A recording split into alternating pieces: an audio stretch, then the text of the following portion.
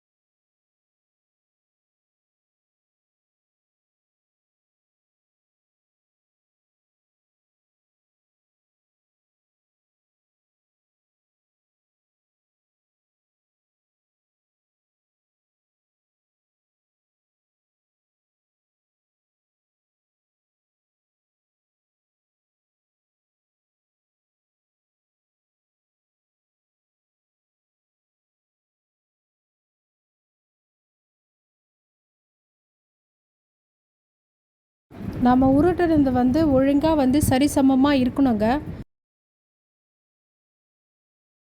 அது பக்கத்தில் நான் பாகு காய்ச்சி வச்சுருந்தேன், கொஞ்சம் ஆறட்டும்னு சொல்லிவிட்டு. இது பொரித்து எடுத்து கொஞ்சம் எடுத்து கிண்ணத்தில் வச்சுட்டு அதுக்கப்புறம் போடுவோம். இப்போ ஃபஸ்ட்டு ஒரு 5 அந்த மாதிரி கொஞ்சம் கொஞ்சமாக எடுத்து போட்டிருந்தேன். இது மீடியம் ஃப்ளேமில் தான் வைக்கணும், ரொம்ப மீடியமில் கொஞ்சம் சிம்மில் தான் வைக்கணும் நீங்கள். ஏன்னா இந்த மாவு ரொம்ப கருகிடும். ஸோ அதனால் நீங்கள் அப்புறம் உள்ளே வெந்திருக்காது ஹை ஃப்ளேமில் வச்சிங்கன்னா. கொஞ்சம் சிம்மில் வச்சுட்டு நீங்கள் லைட்டாக அப்படியே பொன்னிறமாக கொஞ்சம் வறுத்திங்கன்னா கொஞ்சம் நல்லாயிருக்கும். உள்ளேயும் அந்த மாவு வெந்திருக்கும், நல்லாயிருக்கும் உங்களுக்கு டேஸ்ட்டாக. பொறுமை ரொம்ப அவசியங்க சமைக்கும் போது. மற்ற வேலைகளை ஃபாஸ்ட்டாக பண்ணாலும் இந்த எண்ணெய் பொரிக்கிறது வதக்கிறது அதெல்லாம் கொஞ்சம் டைம் வேணும். ரொம்ப ஹை ஃப்ளேமில் வச்சிங்கன்னா வேகாது. ஸோ அதனால் கொஞ்சம் மீடியம் ஃப்ளேமில் வச்சாவது நீங்கள் கொஞ்சம் பொன்னிறமாக, இது ஒரு 5 நிமிஷம் கூட ஆகாது அது பொரியறதுக்கு. அழகாக நல்லா ஒரு கலரில் உங்களுக்கு கொடுக்கும் பாருங்கள். குழந்தைங்களுக்கு விருப்பமானதை வீட்டில் செஞ்சு கொடுங்க, ரொம்ப சந்தோஷப்படுவாங்க. நமக்கும் அதில் ஒரு திருப்தி இருக்கும். இப்போ பாருங்கள், கொஞ்சம் பொன்னிறமாக ஆயிடுச்சு.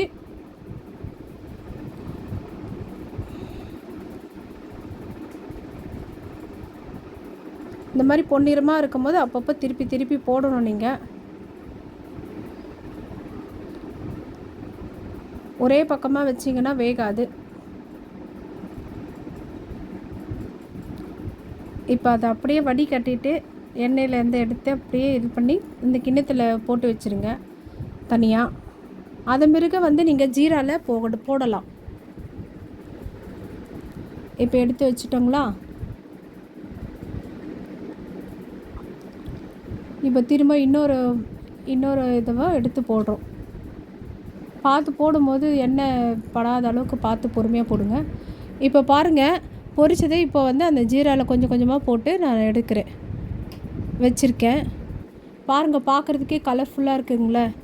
அது பாகில் வந்து நீங்கள் வந்து இப்போது என்ன ஒரு பேக்கெட் இது எடுத்திங்கன்னா ஒரு அரை கிலோ சர்க்கரை வந்து நீங்கள் வந்து பாகு கூட எடுக்க தேவையில்ல. நல்லா கொதித்து கொஞ்சம் வந்து ஒட்டுற அளவுக்கு பதம் இருந்தால் போதும். கொஞ்சம் ஏலக்காய் போட்டு கொதிக்க வச்சுருங்க.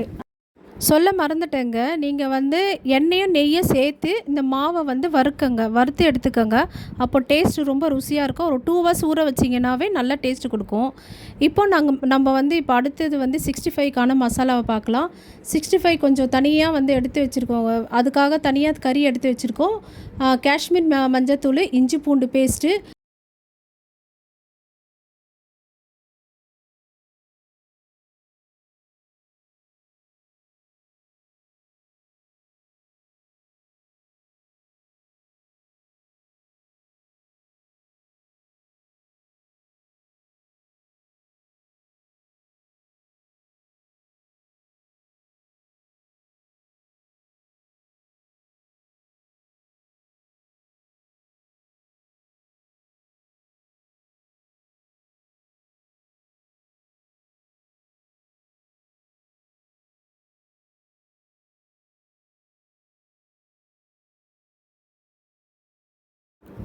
இப்போது தயிர் கொஞ்சம் ஊற்றிக்கோங்க.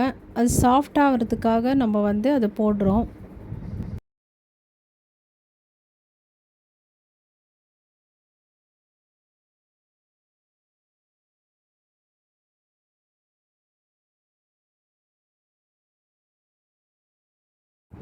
இப்போது வந்து நம்ம எல்லாத்தையும் கலந்து பிணைஞ்சி எடுத்துக்கலாம்.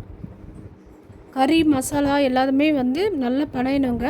அப்போ தான் எவ்வளோக்கு எவ்வளோ நல்லா பிணைஞ்சி ஊற வைக்கிறீங்களோ அவ்வளோவா சாஃப்டாக டேஸ்ட்டாகவும் இருக்கும். சீக்கிரமாகவும் வெந்துருங்க. நல்லா பிணைஞ்சி உப்பு காரம்லாம் இருக்கான்னு சொல்லி கொஞ்சம் செக் பண்ணிக்கோங்க. இடையில செக் பண்ணிவிட்டு அந்த பிறகு எடுத்துகிட்டு ஃப்ரீசரில் வைக்காதீங்க. ஃப்ரிட்ஜில் எடுத்துகிட்டு போயிட்டு நீங்கள் எப்போ பொரிக்க முடியுமோ எந்த டைமுக்கோ அப்போ வந்து எடுத்துக்கிட்டால் போதும். அது வரையும் வந்து உங்களுக்கு வந்து ஃப்ரிட்ஜில் இருக்கட்டும். 65க்கு வந்து வெறும் 65 மசாலா மட்டும் போடாதீங்க. வீட்டில் இருக்கிற குழம்பு மஞ்சத்தூள், வீட்டில் அரைச்ச குழம்பு மிளகாய்த்தூள், அதுக்கப்புறம் தனியாத்தூள், அப்புறம் காஷ்மீர் சில்லி மட்டும் கலருக்காக போடுங்க. ஏன் சொல்கிறேன்னா, கொஞ்சம் நம்ம வீட்டு மசாலாவும் சேர்த்தா தான் கொஞ்சம் பொருள் எல்லாம் ருசியாக இருக்கும். வெறும் கடையுடையதையே நம்ம போட்டு பண்ணோன்னா டேஸ்ட் வராது. ஸோ அதனால் அதுக்காக சொல்கிறேன். வீட்டில் இருக்கிற மசாலா சேர்த்து நீங்கள் எந்த ஒரு குழம்பு செய்கிறதா இருந்தாலும் வீட்டு மசாலாவும் வெளி மசாலாவும் சேர்த்து பண்ணுங்கள். அப்போ தான் டேஸ்ட்டு கொடுக்கும். 65 நான் அப்படி தான் பண்ணுவேன். நல்லா டேஸ்ட்டாக தான் இருக்கும். சாஃப்டாகவும் இருக்கும், ருசியாகவும் இருக்கும். இது நல்லா பிணைஞ்சி ஃப்ரிட்ஜில் எடுத்து வச்சிடலாம். தேவைப்படும் போது நீங்கள் எடுத்து நீங்கள் வறுத்து பொரிச்சிக்கலாம். சரிங்களா? இப்போது பிரியாணி எப்படி பண்ணுறதுன்றதை பார்ப்போம்.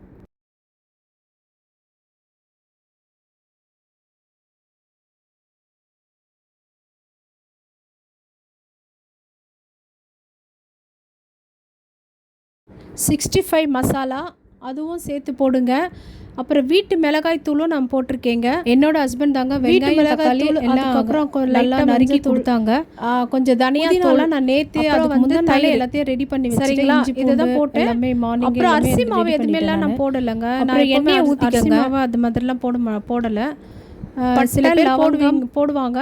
விருப்பப்படுறவங்க அது போட்டுக்கோங்க. அரிசி மாவு அது மட்டும் போடுங்க நினைக்கிறேன். ரொம்ப வந்து இந்த சோம்பு நான் எதுவுமே மசாலா ஐட்டம்லாம் போடாதீங்க. இருக்கிறத வச்சுட்டா நிறைய மசாலா போட்டாங்கன்னா அந்த ஸ்மெல் அடிக்குன்னு நல்லா இந்த பிரியாணியை வந்து சேர்த்துக்கோங்க. ஏன்னா 65 மசாலாவில் வந்து உப்பு கொஞ்சம் வந்து நமக்கு துபாய் கம்மியாக கடையில் வச்சுருக்காங்க. அதனால கொஞ்சம் உப்பு சேர்த்து போட்டுக்கோங்க. கொஞ்சம் கம்பல்சரி அது ஃபுல்லாக அந்த மாதிரி இருக்குமான்னு தெரியல. தயிர் டேஸ்ட் ரொம்ப நல்லா ரொம்ப சாஃப்டாக இருக்குங்க. அதே மாதிரி ஃபாலோ பண்ணுங்க.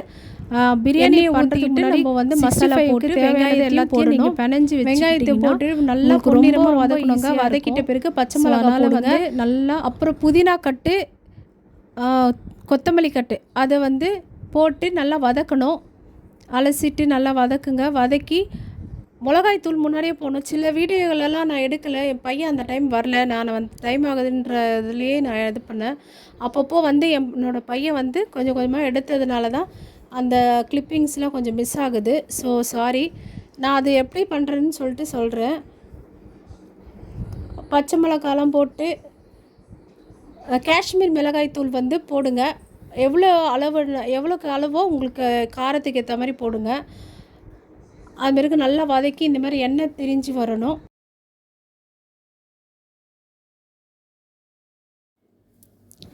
இப்போ வந்து நம்ம வந்து நல்லா எண்ணெய் திரிஞ்சு வந்துட்டு பிறகு தயிர் எடுத்து ஊற்றுங்க.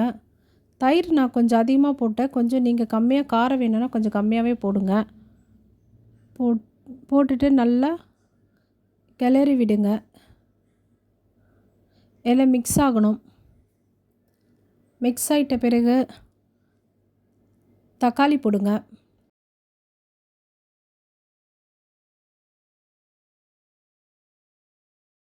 போட்டு நல்லா வதக்கணும்.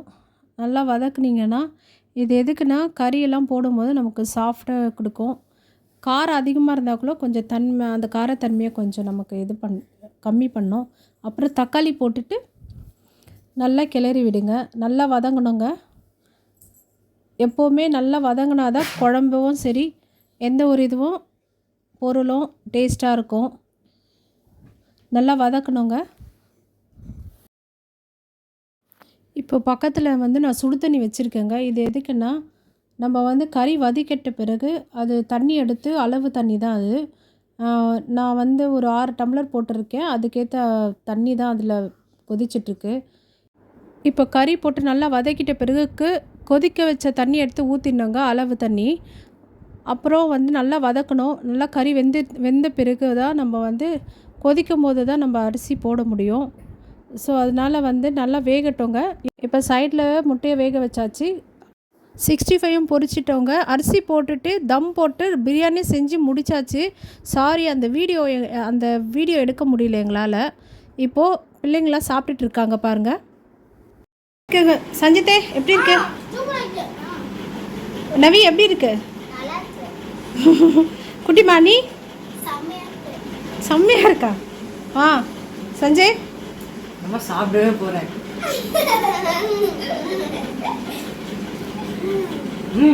சூப்பராக இருக்கு. பார்த்து சூடுமா?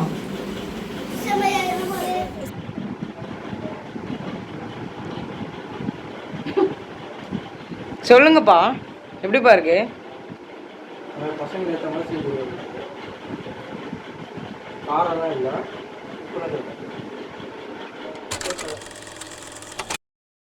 ஈஸ்டர் அன்னைக்கு பிரியாணி, முட்டை, ரைத்தா, குலோப் ஜாமுன் இதை தாங்க செஞ்சோம். சாப்பிட்டோங்க எல்லாம் நல்லபடியாக வந்ததுங்க.